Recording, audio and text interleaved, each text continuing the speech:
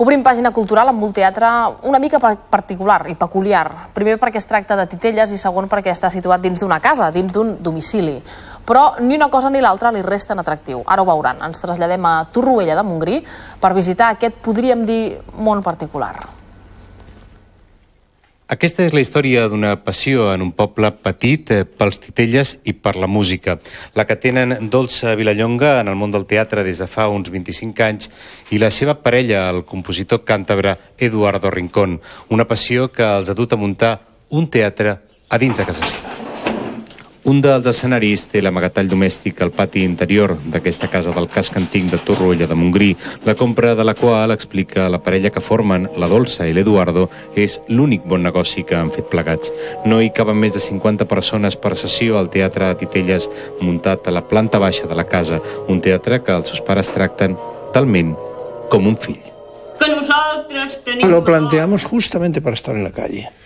Pero como nos picamos a hacerlo más grande cada vez, y eso fue en gran parte culpa mía, cada vez más grande, llegó un momento en que, bueno, sacar este monstruo, desarmarle, montarle allí, desmontarle, traerle aquí, montarle de nuevo, no era possible. Ens va fer comprar una furgoneta, ens ha fet canviar de casa, però és una feinada que ja no tenim edat.